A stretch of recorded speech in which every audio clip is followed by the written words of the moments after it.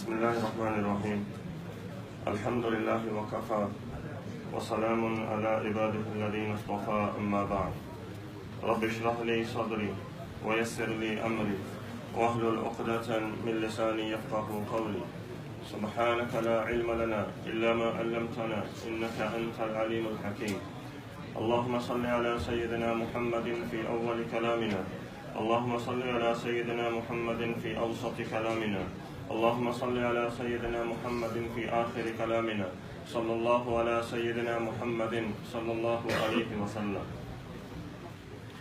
My dear respected brothers and elders, mothers and sisters, two things come to mind, and I have been reminded about both these things a number of times, and I say it in the most nicest way possible. I say it in the most nicest way possible, and it's very important for us to pass this message on, because every time I get to that door, someone grips me and says, why don't you talk about this? Someone grips me and says, why don't you talk about this? Why don't you talk about this? So it's very important that I share these two things with you. Number one, for every time I have been told to mention, same again, regarding the youngsters, Allahu Akbar. And I apologize, because I love you guys. I apologize, honestly, I love you guys from the heart. And I don't want to talk about it over here like this, but because I'm constantly, to be honest with you, reminded over and over again, saying that it's okay making them laugh, and it's okay making them do gonko, say baat bhi batao.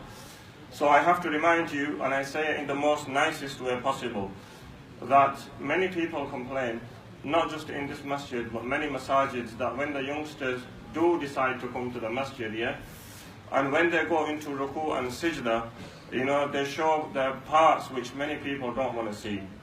Okay? Now, to be honest with you, first of all, we have to understand that a youngster that comes inside the masjid, he is a visitor of who? There you go, there's the answer. So when he comes to your house and he knocks on your door and he wears a t-shirt and shorts, then you throw him out. But the point that I'm trying to make over here is, okay, someone comes inside the masjid and he's dressed like not the correct way. Our job isn't to tell them, give them a massive lecture in the back and say, MashaAllah, I've masjid me eye. Because what this does is it breaks youngsters' hearts. If someone was to do this to me, to be honest with you, I wouldn't come into the masjid again, ever again. I'll be honest with you.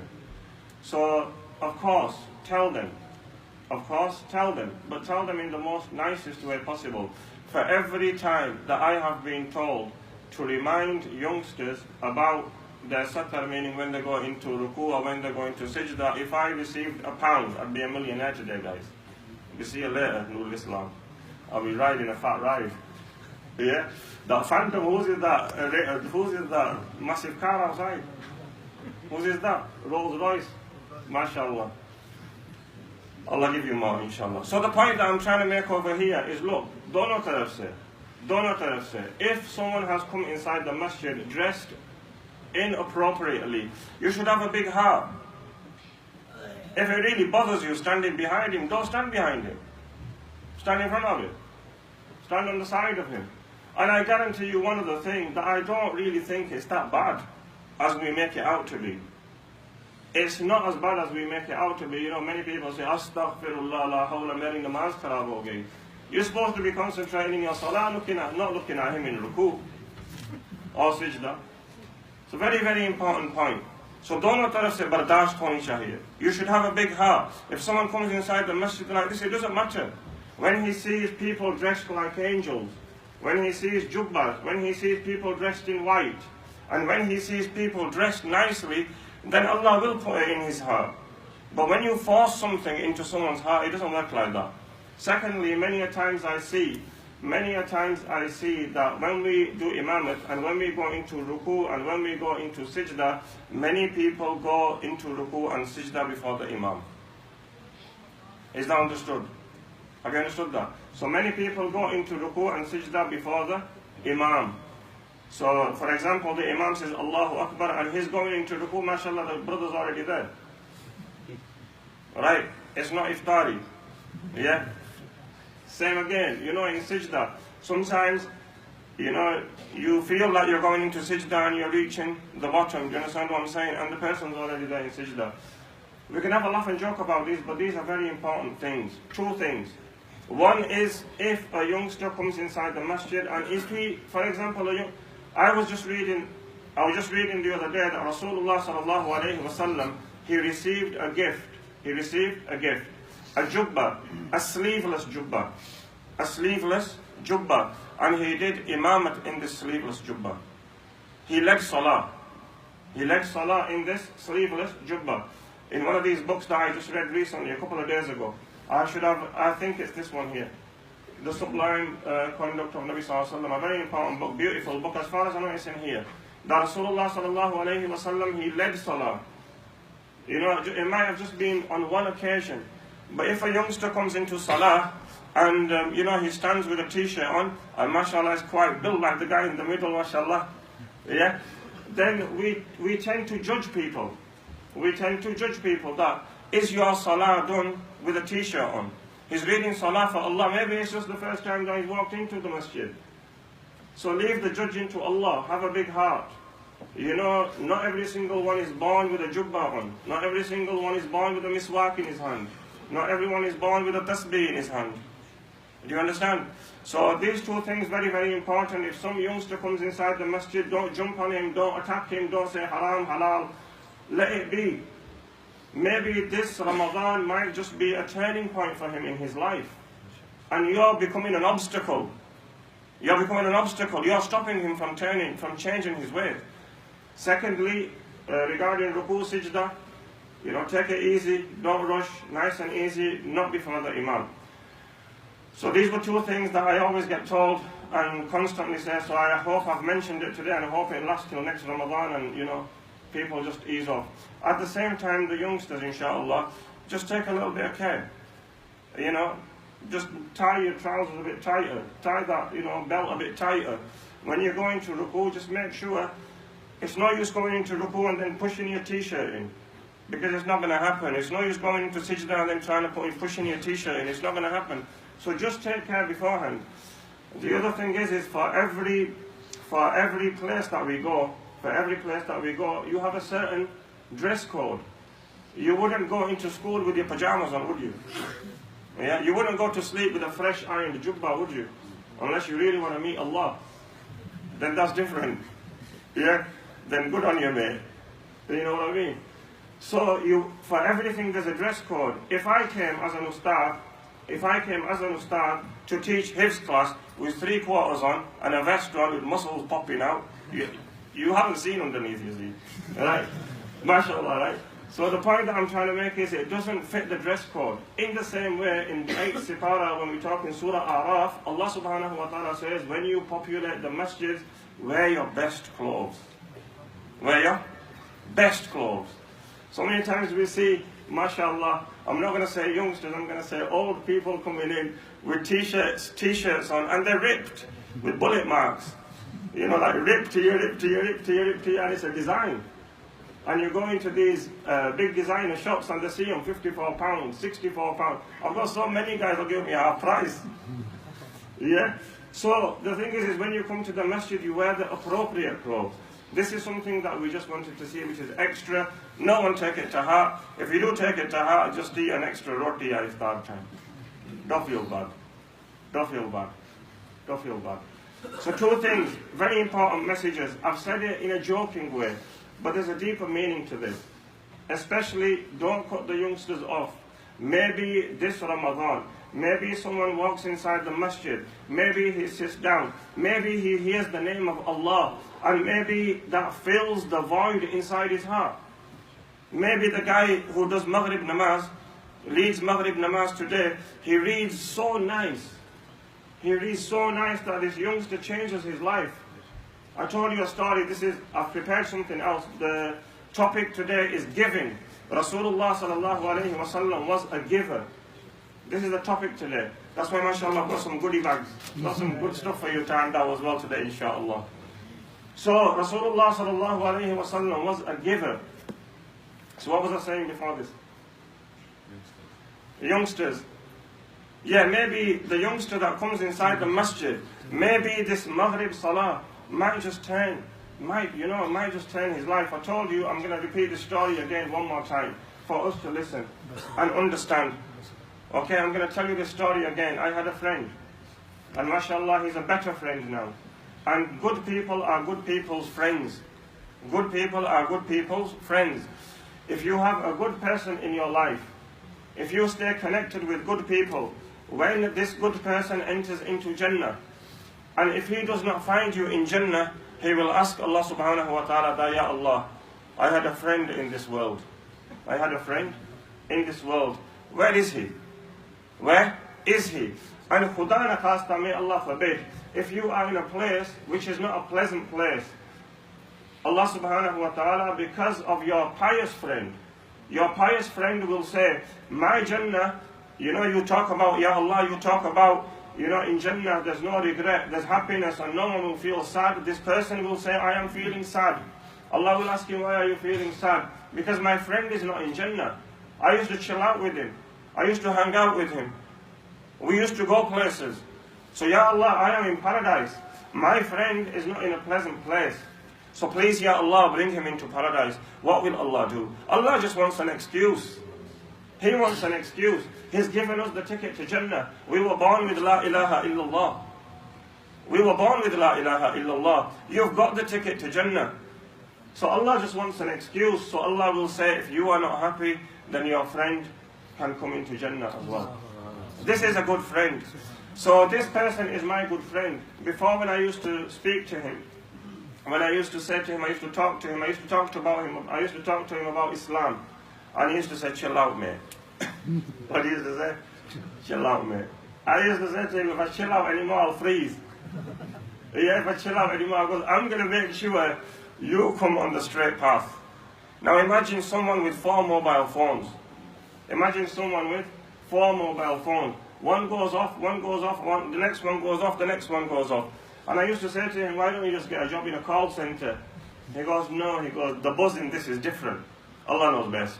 Anyway, his parents, this is a very important story that I'm telling you. His parents said to him, son, let's go for Umrah. Son, let's go for Umrah. I told you this before. This is the point. The point that I'm trying to make over here is Quran can change a youngster's heart on which we give up. We give up. We say, he's not going to change his life. He's going to die like this. We stamp them. We give them the ticket to Jahannam. We tell them straight, Tu ta Jahannam chi jana. Any pata, you'll be first. You understand? You'll be standing in the queue before him. Okay, because Allah is in control of Jannah and Jahannam. So this person, 4 mobile phones. And I've asked him for permission to mention this, and he always says it's okay. Right, so 4 mobile phones. And he says to me, my father and mother are telling me to go for Umrah. My mother and father are telling me to go for Umrah. And he says, Maulana, I don't want to go for Umrah. I said, why don't you want to go for Umrah? I've got business to do here. What's your business, bro? You know how it is. How is it? I don't know how it is. How is it? So I goes to him, he goes to me, just give me some time, then I'll go in my own time. 22-year-old. 22-year-old. I'll tell you the truth, I said to him, just listen, just for my sake, just go for Umrah. Just go. And he goes, why? And I go, just go. I go, you'll like it, you'll enjoy it. So he goes, are you sure I'll enjoy it? I go, just enjoy it. He goes, what about these phones, the calls, everything that I have to attend to? I go, chill out, man. You'll be alright. He goes, I sat on the plane. We flew to Saudi Arabia. He goes, on the way, my mom and dad was saying to me, beta cow. Food comes in here. When you buy a ticket in here, lots of food comes.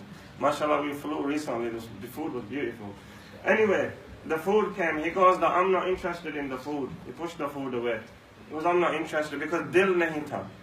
He wasn't interested in going to Saudi Arabia, to Makkah and Medina. So he goes, we got there. He goes, I put my ihram on half-heartedly. Everyone was saying, tie it like this, make sure it doesn't fall off. He goes, forget it. He goes, I'll just tie it and we'll just go. Anyway, he goes, I was doing tawaf. His words. He says it was the month of Ramadan. He says, I was doing tawaf. He says, I was doing tawaf. And he says, whilst I was doing tawaf, that time they had that plastic ring thing in the middle. He says, whilst I was doing tawaf, he says, someone said, Allahu Akbar. And it was Taraweeh, yeah? And he said, he started reading, Alhamdulillahi Rabbil Alameen. And he goes, I never heard a voice like this before. Allahu Akbar. He goes, I've heard Quran in my life. But he goes, I've never heard a beautiful voice like this in my entire life.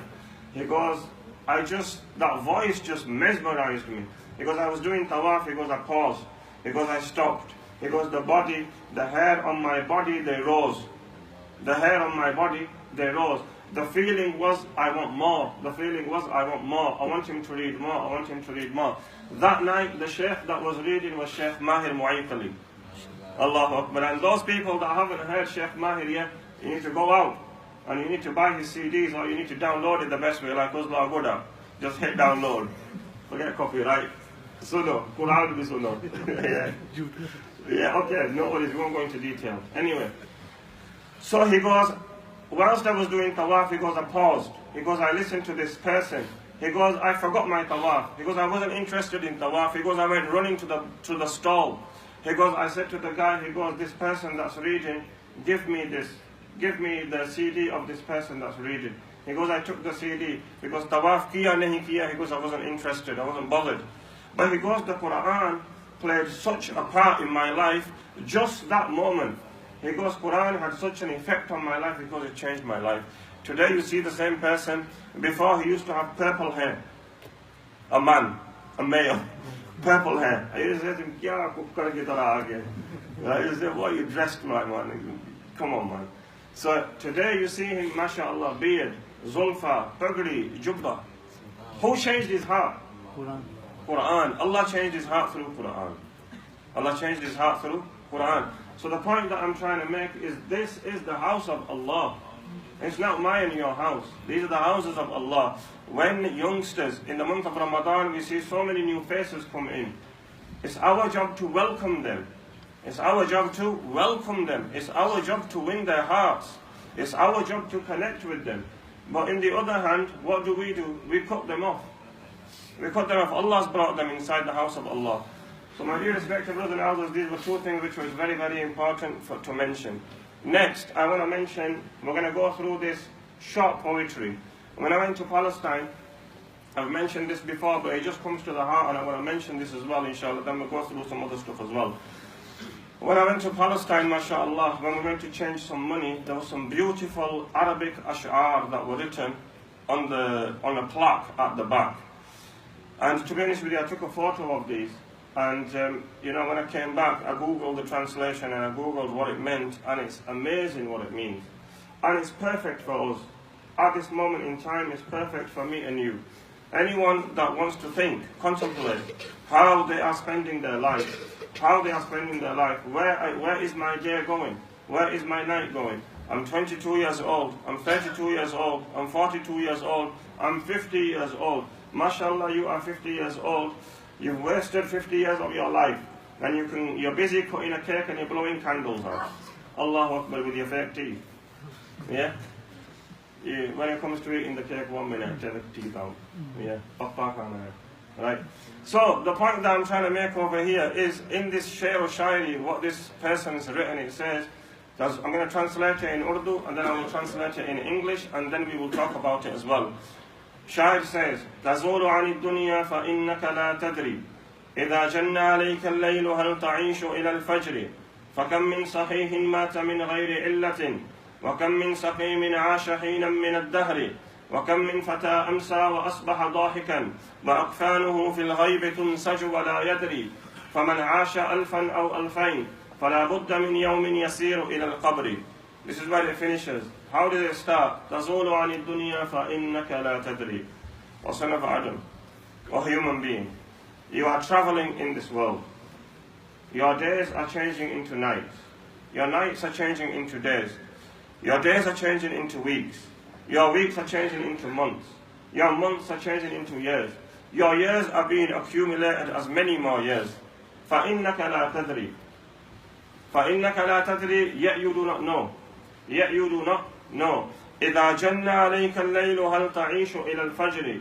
When the night falls, will you even get to see the sun rising? Think of this. إذا جن عليك الليل هل تعيش إلى الفجر. When the night falls, will you even get to see the sun rising? You might be out of time. A person came in our local mosque and he did a talk. And he stood up after Asr Salah, and he says, congratulations guys. I thought he was going to hand me tie out. Yeah, he goes, congratulations guys. We didn't know what for. So he goes, Allah gave me another chance. Allah gave me another chance. He went to sleep one night. He had a car, he had a house, married, children, working, everything. Everything, you name it. A person desires. He had everything. Bank balance, everything. He goes, I went to sleep one night. I went to sleep one night. And he says, in my bed. And he says, I woke up in hospital. I woke up in where? Hospital. Because I woke up, I opened my eyes, I looked around. He said, my wife is stood next to me crying. And I'm saying to her, why are you crying for? And where am I? She says, my beloved husband, you have woken up after 3 weeks. Allahu Akbar. So the point that he was trying to make is, he had a second chance. He come back. Many people go to sleep at night, they don't wake up. إِذَا جَنَّ عَلَيْكَ اللَّيْلُ هَلْ تَعِيشُ إِلَى الْفَجْرِ जिंदगी की घड़ियां कब खत्म हो जाएं किसी को कोई पता नहीं है. जिंदगी की शम्आ जो है वो कब बुझ जाए पता नहीं है. إذا جن عليك الليل هل تعيش إلى الفجر فكم من صحيح مات من غير إلة. So many people, young, strong, everything to live for, they no more. They pass away in a blink of an eye. One person I know, very close. One person I know very close, and I don't want to share this with you, but I am going to share this with you. One person I know very close, everything to live for, 32 years old, 32 years old, everything to live for, young, handsome, you name it, he has it. He gets ill, goes into hospital. The doctor in the hospital the doctor in the surgery refers him to the hospital. In the hospital, he goes to the hospital, I go see him, he says, I'll be home in 2 to 3 days. I goes, inshallah, of course you will. Because this is what our belief is. That you go to the hospital 2 3 days later, you come home. Innit? They send you home. So anyway, 2 3 days later, they say, we're going to keep you for more tests, keep you for more tests, keep you for more tests. Then about 2 3 weeks later, I went inside to see this person with 2 3 other people. We were sitting inside the room, the curtain was drawn. And the doctor came in, it was late evening this time. Late evening. And the doctor came inside, and the doctor said to this person that, am I okay talking in front of all these people? Or do you want these people to go? So this person said, it's okay, no, don't worry about it, just say what you have to say. The doctor said to this person, my dear friend, you are living on borrowed time. You are living on borrowed time. So realistically, your life has ended. Your life has ended. Just someone that's just gone into hospital or gone into the doctor just with a routine check, just not feeling well. You know, you book an appointment in the morning, you go in, then you got referred to the doctor, then to the hospital. The hospital. When the doctor said this to this person, that you are living on borrowed time, I was sitting there. Trust me, I felt the earth open and I felt I was lowered into that grave. That's how I felt. I had to walk up, I had to get up and go. I couldn't control myself. Imagine the person that it went through. Imagine the person that had to deal with it. 32 years old. You know, many people say we start living at the age of 40. Many people say 50 now. Yeah, many people say we start living at the age of 40. 32 years old. Hatta katta, you know we say, perfect. Gulabi, what is it called?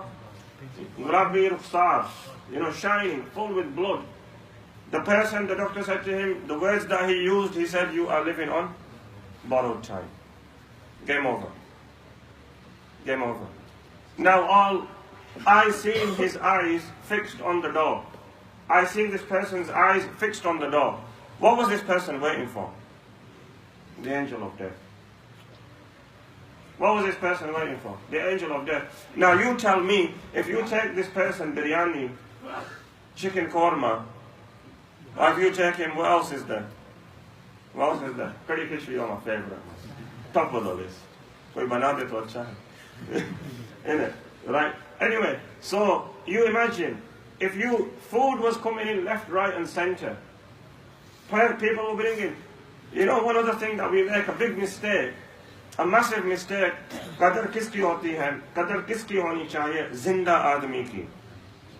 कदर किसकी होनी चाहिए? जिंदा आदमी की। मरे हुए की कोई कदर तो नहीं है ना। Look, so many times we go bury a person. The amount of flowers that are on there, they're like this. I guarantee you 100% in his lifetime he didn't even get one.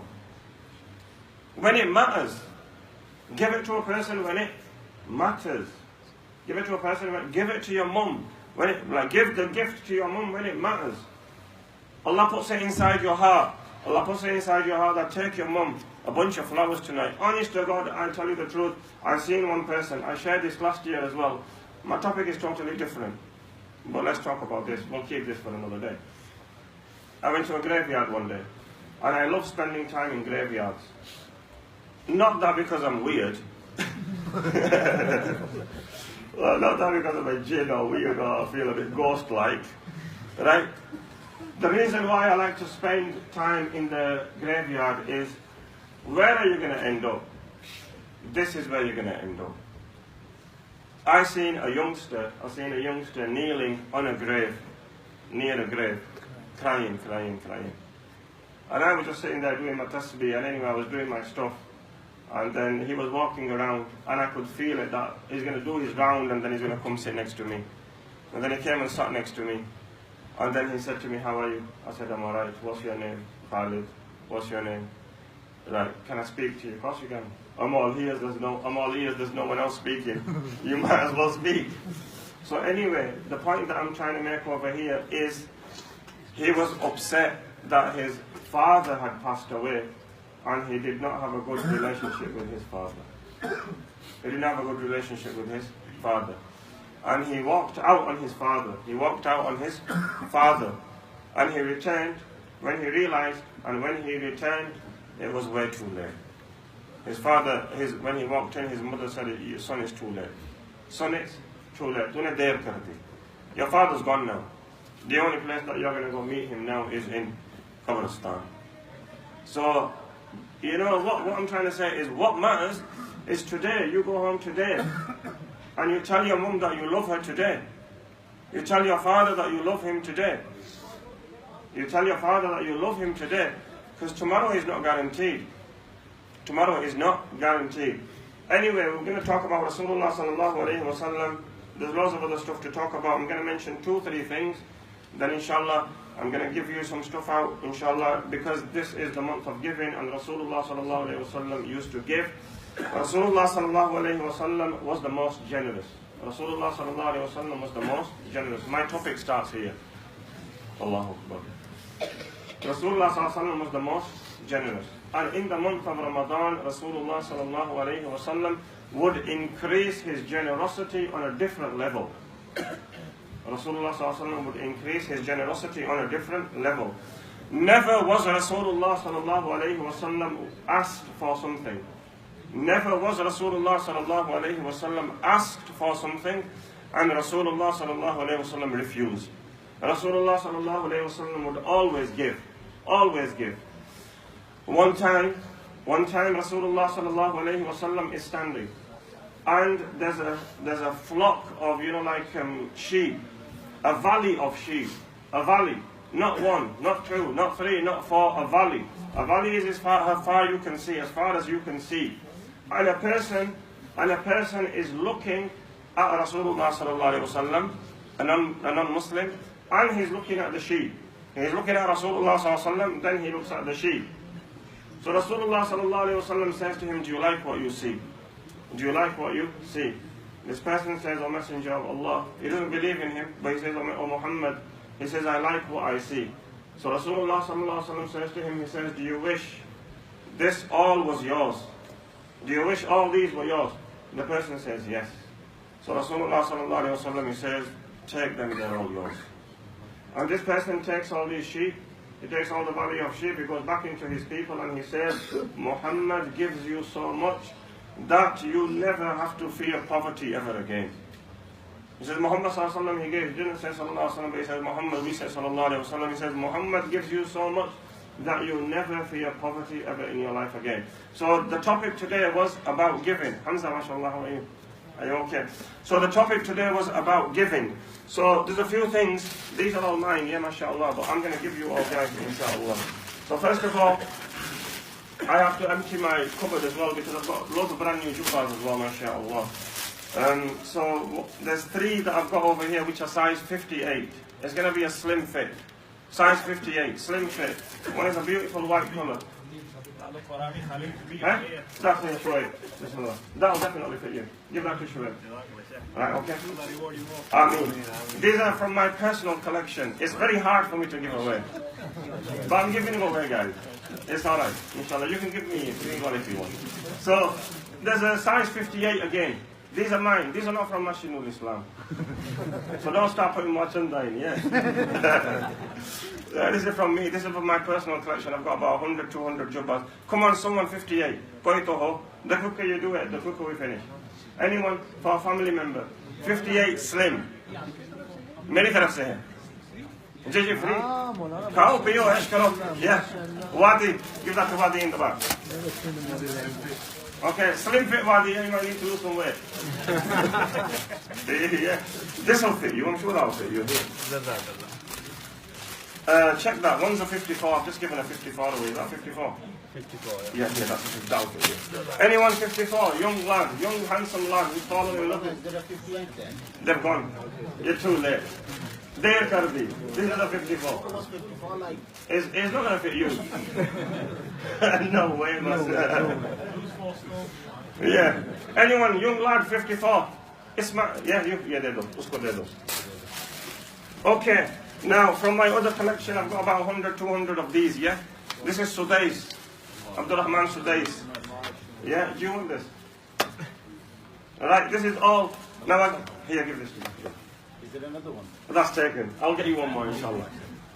You have to fight very fast. Yeah. Yeah? Okay, mashallah. Now, we're going to share it.